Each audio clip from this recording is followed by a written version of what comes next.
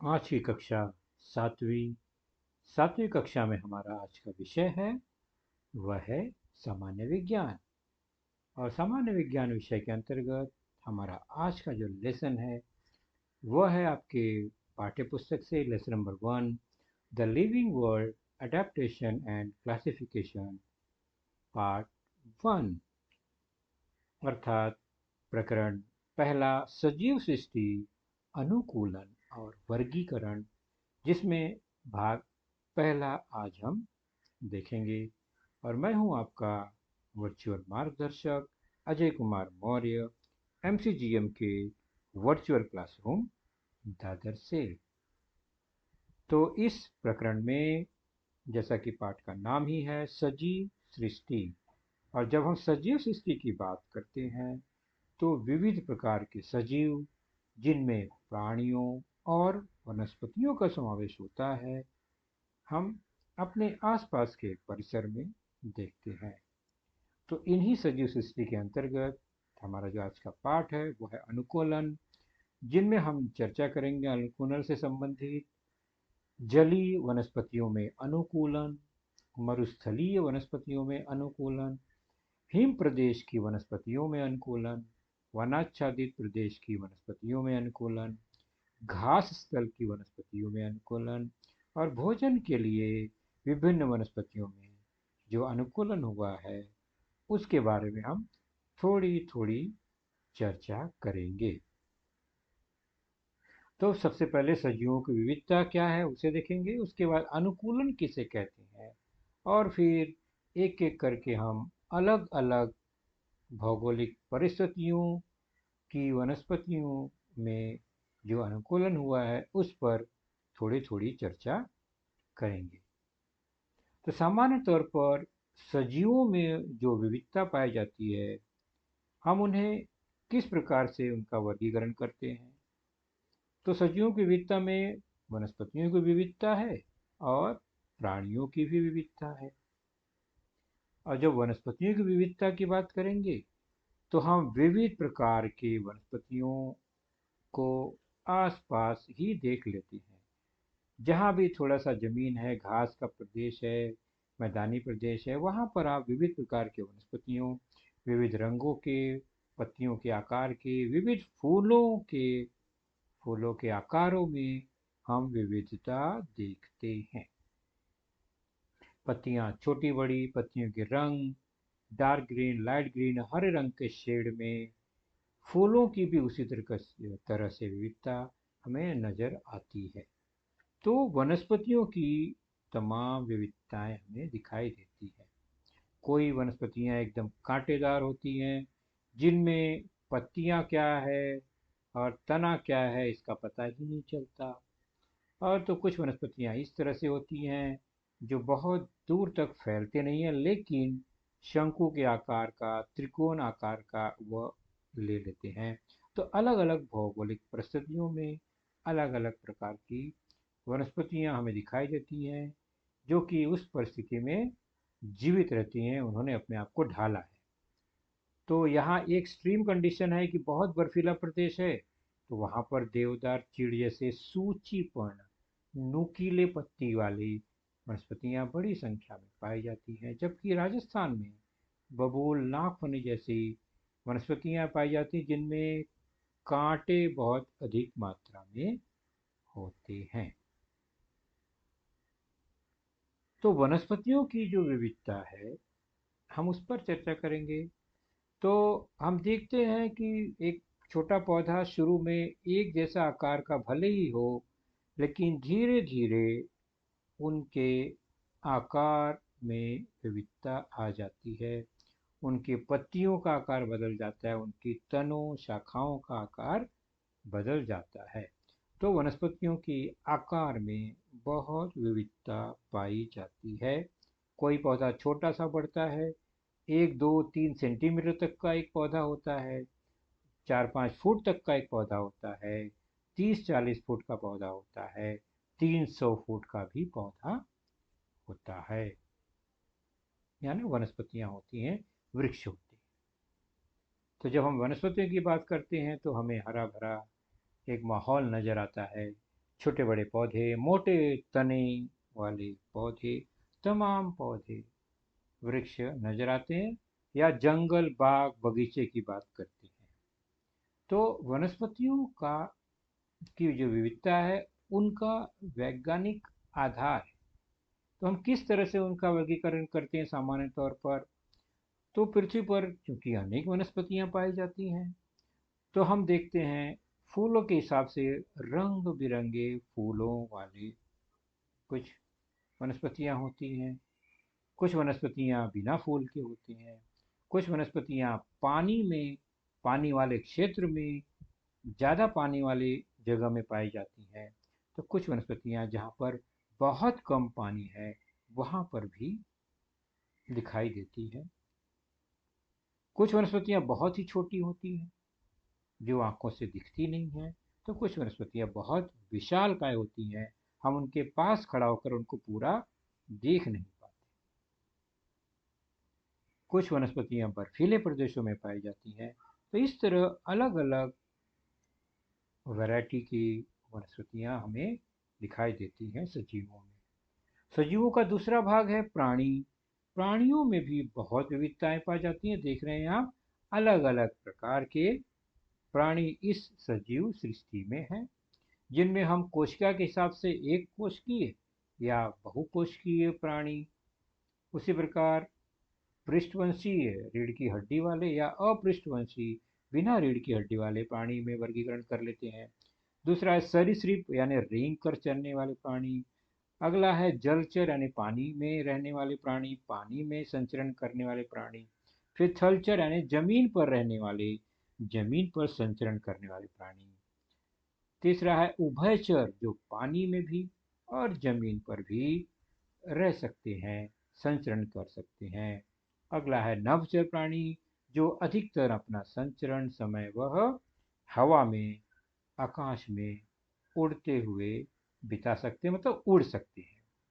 तो अलग अलग आधार से हम प्राणियों का भी वर्गीकरण करते हैं।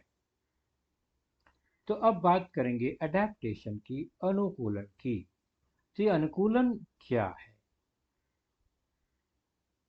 तो उसका जो अर्थ है वह है कि हमारे पृथ्वी पर अधिवास के माने रहने के अनुसार, भौगोलिक परिस्थिति के अनुसार कुछ प्राणी हो चाहे वनस्पति हो, वो अपने आप को ढालती है, अपने आप को जिंदा रखने के लिए, अपना अस्तित्व बनाए रखने के लिए, भोजन प्राप्त करने के लिए, शत्रुओं से बचने के लिए, अपने आप की रक्षा करने के लिए, वो उनके शरीर में, उनके आकार में, उनके रंग रूप में परिवर्तन जो होता है, वो परिवर्तन ही अनुकूलन कहलाता है। अपने आप को ढालते हैं, और ये बहुत मंद प्रक्रिया है। हजारों साल में ये परिवर्तन होता है, तुरंत नहीं होता। तो अनुकूलन तुरंत होने वाली प्रक्रिया बिल्कुल नहीं है। यह प्रक्रिया निरंतर होती रहती है। हजारों वर्ष पूर्व के प्राणियों और वर्तमान समय के प्राणियों के शरीर में दिखाई देने वाला परिवर्तन जो है, परिस्थिति अनुसार होने वाला अनुकूलन ही है। तो हम अनुकूलन देख रहे हैं, हमारा पाठ ही है अनुकूलन। तो प्रत्येक सजीव जिस परिसर, वातावरण, भौगोलिक परिस्थिति में रहता है, उससे समन्वय स्थापित करने के लिए उसके शरीर के अंगों में जीवनयापन की पद्धति में, यानी जीवित रहने के लिए समय अनुसार उसमें परिवर्तन होता है। समय अनुसार का मतलब ये तुरंत परिवर्तन नहीं, हजारों सालों में जो परिवर्तन होता है उस परिस्थिति के अनुसार, उसे ही अनुकूलन कहते हैं। और हम दो तरह के अनुकूलन जानेंगे, प्राणियों में होने वाला अनुकूलन और वनस्पतियों में होने वाला अनुकूलन। और हमारे इस पाठ में हम वनस्पतियों के अनुकूलन पर चर्चा करेंगे, और इसके दूसरे भाग में प्राणियों में होने वाले अनुकूलन पर चर्चा करेंगे। तो सबसे पहले वनस्पतियों में अनुकूलन। चूंकि वनस्पतियां भी बहुत विविध प्रकार की हैं, तो अलग अलग परिस्थिति के अनुसार हम कुछ अनुकूलन देखेंगे। अडेप्टेशन इन प्लांट्स, जैसे कि जलीय वनस्पतियों में अनुकूलन अर्थात एडेप्टेशन इन एक्वेटिक प्लांट्स, अर्थात पानी में, पानी जैसे वातावरण में, नम वातावरण में रहने वाले वनस्पतियों में कौन सा परिवर्तन हुआ है, अनुकूलन हुआ है। फिर मरुस्थली जहाँ पर पानी ही नहीं है या पानी की बहुत कमी है, वहाँ के वनस्पतियों में कौन से परिवर्तन, अनुकूलन हुए हैं। उसके बाद चलेंगे हम हिम प्रदेश की वनस्पतियों में, अर्थात ठंडे प्रदेश, बर्फीले प्रदेश के में जो वनस्पतियां हैं वो आखिर कैसे अपने आप को अनुकूल बनाती हैं वहाँ के वातावरण के अनुसार। फिर घास स्थल, यहाँ पर जहाँ पर घास बहुत है, वहाँ कैसे वनस्पतियाँ अपने आप को जीवित रखती हैं या क्या कौन सा परिवर्तन लाया है उन्होंने। फिर वनाच्छादित, जहाँ पर बड़े बड़े पेड़ पौधे हैं, जंगल ही जंगल है, वहाँ की वनस्पतियों में कौन सा परिवर्तन हुआ है। उसके बाद इन सभी जो वनस्पतियां हैं उनमें हर भौगोलिक परिस्थितियों में कहीं न कहीं भोजन ग्रहण करने के लिए भी उन वनस्पतियों में कोई न कोई परिवर्तन हुआ है। सबसे पहले जलीय वनस्पतियों में अनुकूलन, नाम से ही पता चल रहा है जलीय। जलीय का मतलब क्या होता है? जलीय का मतलब जल में रहने वाली, जल के आसपास रहने वाले, पानी में रहने वाली वनस्पतियां। ज़्यादातर सामान्य तौर पर हम जब जलीय वनस्पतियों की बात करते हैं तो हम आसपास के तालाब, नदियों में जब नज़र डालते हैं तो वहाँ पर कुछ इस तरह के पौधे नज़र आते हैं जो कि पानी में बड़े बड़े पत्तियों के रूप में वो तैरते हुए दिखाई देते हैं। कमल हो सकता है, उसमें लिली हो सकता है, सिंघाड़ा हो सकता है। तो ऐसे बहुत सारी वनस्पतियां हैं जो कि पानी में ही जीवित रहती हैं और जिंदा रहने के लिए उनमें विशेष परिवर्तन दिख रहा है। आप देख रहे हैं यहाँ पर कमल है, जलकुंभी है। तो कमल, जलकुंभी जैसे वनस्पतियों के डंठल आप देखेंगे नीचे कॉर्नर में राइट में, तो कोमल और खोखले होते हैं, लचीले होते हैं, अर्थात वो पानी के हिलने डुलने प्रवाह से वो टूटते नहीं। खोखले होते हैं तो वो तैरने में आसानी होती है, लचीले होते हैं, मुड़ जाते हैं। तो इस तरह से वो अपने आप को पानी की लहरों से बचाए रखते हैं, हिल डुल सकते हैं, तैर सकते हैं।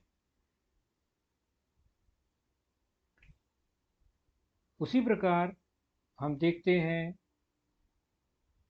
कुमुद, वाटर लिली, सिंघाड़ा, वाटर चेस्टनट।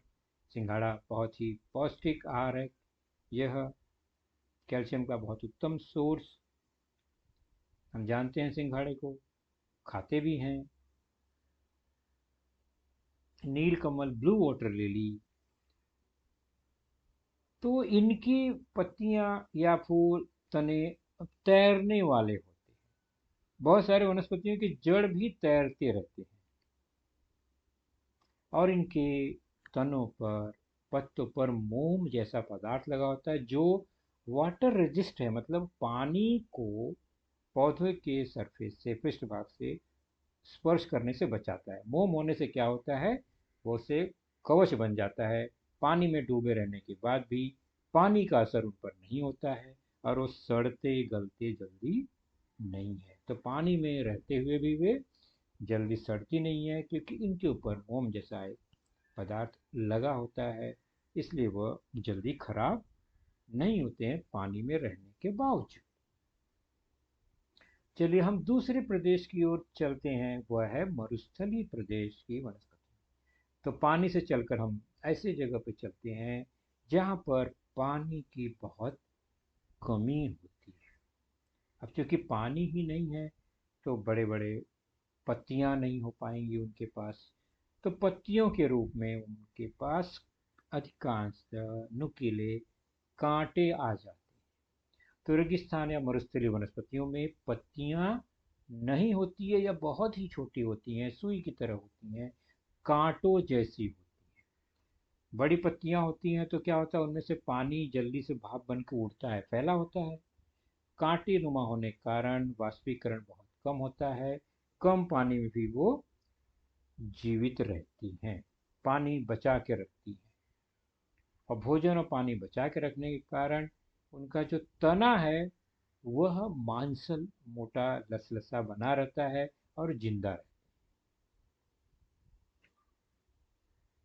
है। इन वनस्पतियों की जड़ें जो हैं वह जमीन में काफी गहराई तक जाती हैं, क्योंकि थोड़ा बहुत नमी तो चाहिए ही है, बिना नमी के कोई भी वनस्पति जीवित नहीं रह पाएगी।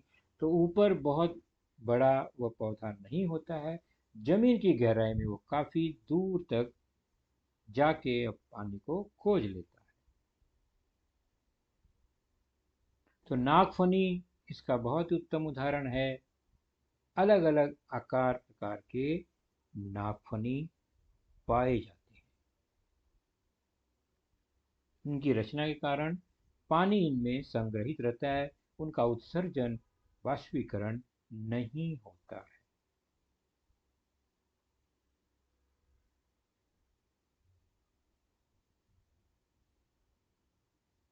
तो देख रहे हैं हम अलग अलग प्रकार के मरुस्थलीय वनस्पतियां ज्यादातर नागफनियों के विविध प्रकार में देखने को मिलते हैं। बबूल ऐसे कांटेदार वनस्पतियां हमें मिलती हैं।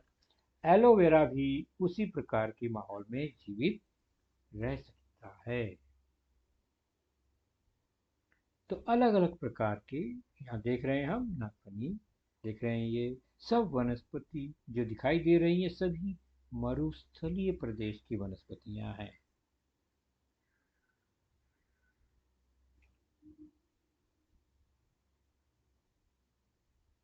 इसे तो आप निश्चित तौर पे पहचानते हैं, आपके घरों के आसपास परिसर में, घरों में गमले में भी इसे लगाया जाता है। बहुत ही औषधीय उपयोगी वनस्पति है ये। नाम है घृत कुमारी का, जिसे एलोवेरा के नाम से ये मशहूर है। तो यह वनस्पति भी मरुस्थलीय प्रदेश में जीवित रह सकता है, यानी कम पानी वाले प्रदेश में भी जीवित रहता है। और इनके जो ये तना दिखता है वो उसके अंदर काफी मांसल रहता है, ये फ्लैश रहता है उसके अंदर बहुत ज्यादा, और कांटे होते हैं पत्ती के रूप।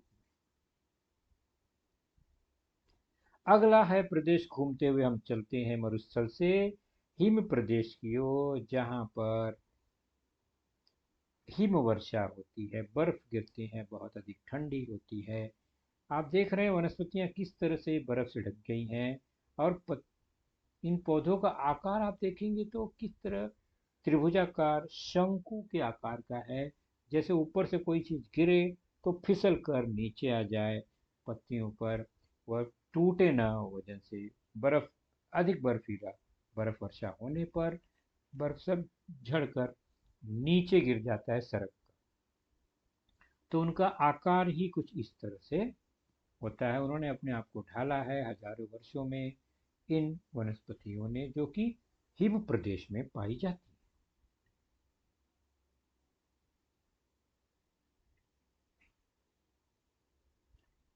तो जिनमें देवदार, चीड़, पाइन जैसे सूचीपर्णी मतलब सुई के आकार की नुकीले पत्तियों वाली ये वनस्पतियां होती हैं। आकार शंकुनुमा होता है। शंकुनुमा आकार की वनस्पतियां पौधे होने के कारण बर्फ से उन्हें नुकसान नहीं पहुंचता। रचना अवरोही होती है, अर्थात देख रहे हैं नीचे का हिस्सा बड़ा, धीरे धीरे ऊपर छोटा होता जाता है, नुकीला होता जाता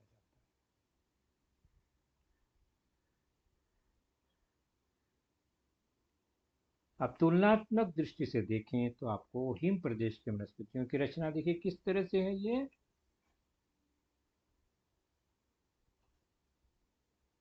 शंकु जैसा आकार है,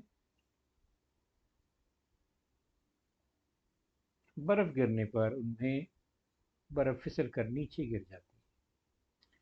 तो शंक्वाकार पौधे अधिकांशतः हिम प्रदेश में पाए जाते हैं।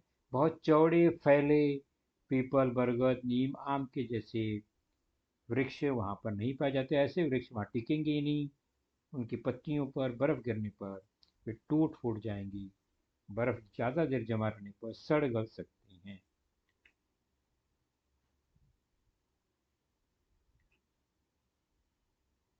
अगला है घास स्थल की वनस्पतियों में अनुकूलन। ऐसे वनस्पतियां जो समतल मैदान में जहाँ पर घास है अधिक, वहाँ की वनस्पतियों में क्या परिवर्तन दिखाई देता है?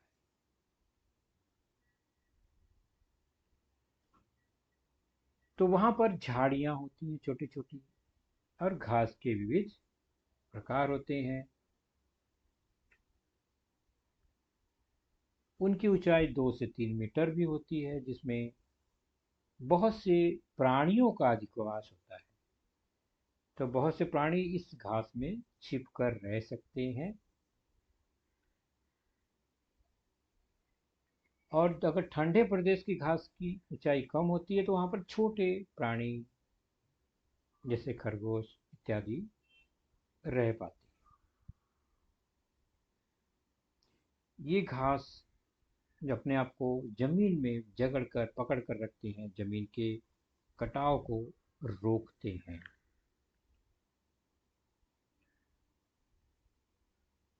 तो पहाड़ी ढलान और पठार मैदानी अलग अलग प्रदेश में जो घास के मैदान हैं वो वनस्पतियों प्राणियों के लिए चारागाह के रूप में बहुत उपयोगी है।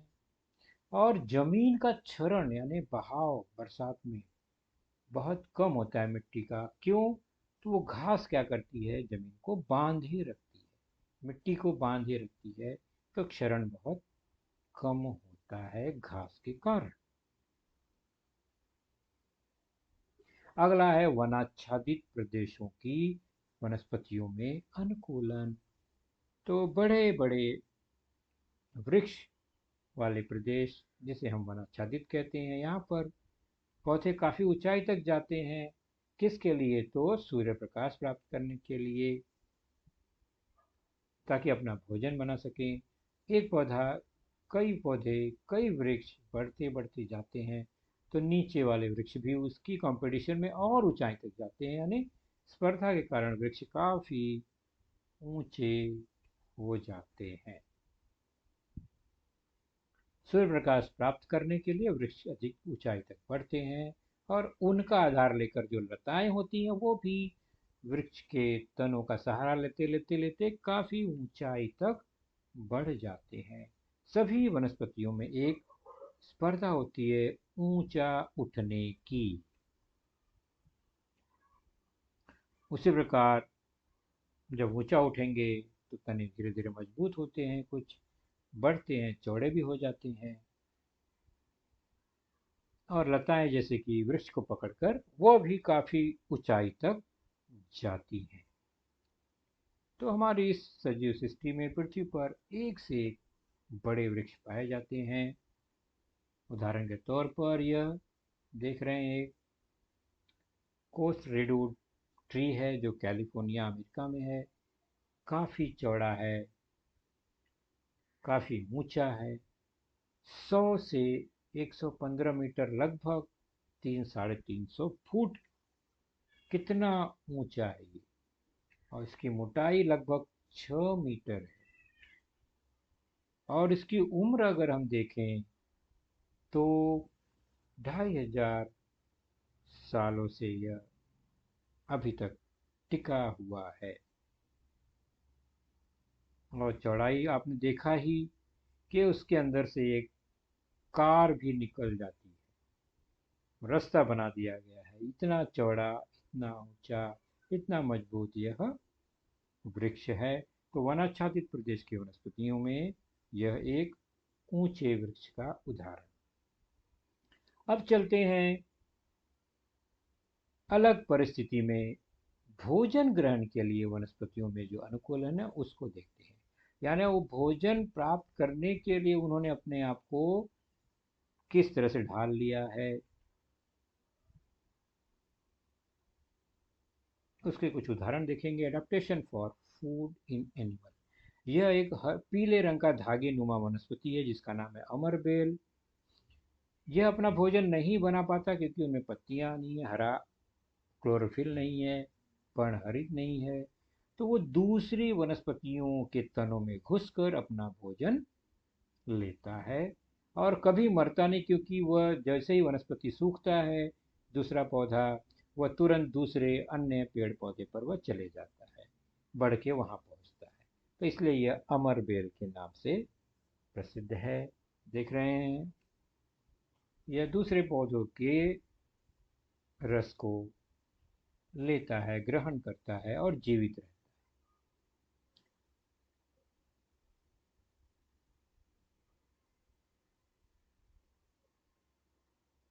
तो इसका मतलब यह परपोषी वनस्पति था अमरबेल।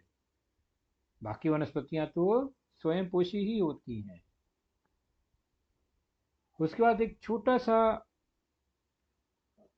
देख रहे हैं, यह वनस्पति जगत का हिस्सा आपने देखा होगा, नम ब्रेड पर कुछ दिनों में फफूंद लग जाता है।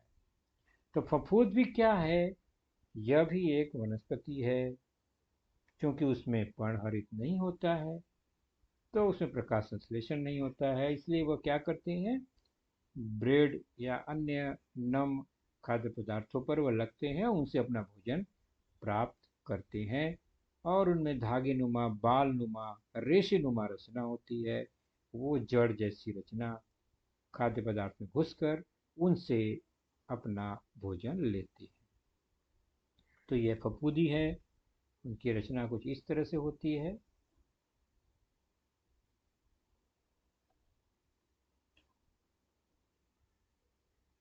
दूसरी वनस्पतियां हैं जैसे कि ये घटपर्णी,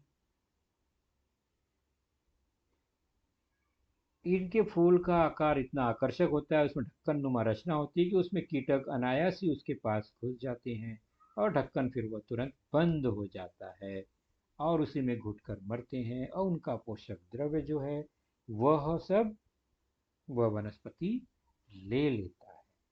उसी प्रकार वीनस फ्लाईट्रिप है, पंजेनुमा रचना देख रहे हैं, उंगलियों में कैसे दो पंजों को फंसा सकते हैं, वैसे ये बंद हो जाता है उसके अंदर कोई चीज स्पर्श करने पर।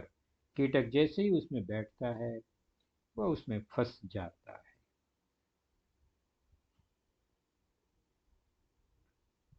छोटे कीटक जैसे ही वहां बैठते हैं वो बंद हो जाता है पंजा, और फिर धीरे धीरे वह उसमें घुट कर मर जाता है, उसके पोषक द्रव्य को वह चूस लेता है और फिर खुल जाता है, कीटक बाहर गिर जाते हैं।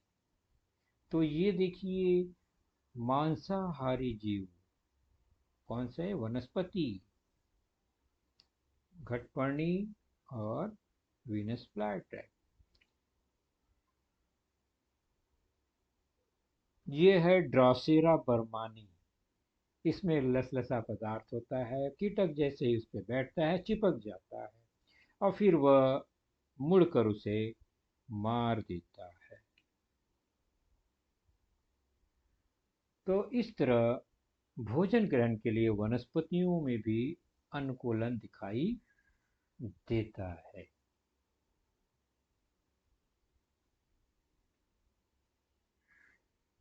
चलिए अब इन्हीं अनुकूलन पर, वनस्पतियों के अनुकूलन पर हम एक स्वाध्याय देखते हैं जो आपने अभी सीखा, उसी पर आधारित है। जोड़े मिलाना है, मैं अपनी जोड़ी किसके साथ बनाऊं? निश्चित है दो गठ होगा, समूह अ, समूह ब, और उसमें कुछ नाम इस तरह से हैं पौधों के: कमल, घृत कुमारिका, अमर बेल, घटपर्णी समूह अ में। और देखते हैं समूह ब में उनसे संबंधित क्या जानकारी है। तो अ लिखा है, फूल व पत्तियां कीटक की ओर आकर्षित होती हैं, कीटक को आकर्षित करती हैं, सॉरी, यानी कीटक आकर्षित होकर उनकी तरफ जाता है। आ है, अन्न ग्रहण के लिए अवशोषक जड़ें होती हैं, अन्न ग्रहण के लिए। रेगिस्तान में रहने के लिए अनुकूलित है यह पौधा, जहाँ पानी कम होता है, और पानी ज़्यादा है, पानी में रहने के लिए अनुकूलित होता है यह। तो अब यह चार ब समूह में मुद्दे हैं, 4 असमों में नाम है, कैसे जोड़े मिलाएंगे? तो कमल है, निश्चित है, पानी में रहने के लिए अनुकूलित है, हमने देखा। घृत कुमारिका एलोवेरा रेगिस्तान में जीवित रह सकता है, तो रेगिस्तान में रहने के लिए अनुकूलित है। कांटे होती हैं पत्तियों के स्थान पर। अमरबेल जो है अन्न ग्रहण के लिए, उनमें अवशोषक जड़ें होती है जो दूसरे पौधों में से अन्न ग्रहण करती हैं। और घटपर्णी जो है उसका फूल और पत्तियां कीटक को आकर्षित करती हैं, कीटक उसमें फंस जाता है। तो इस तरह से यह स्वाध्याय हमारा पूरा हुआ।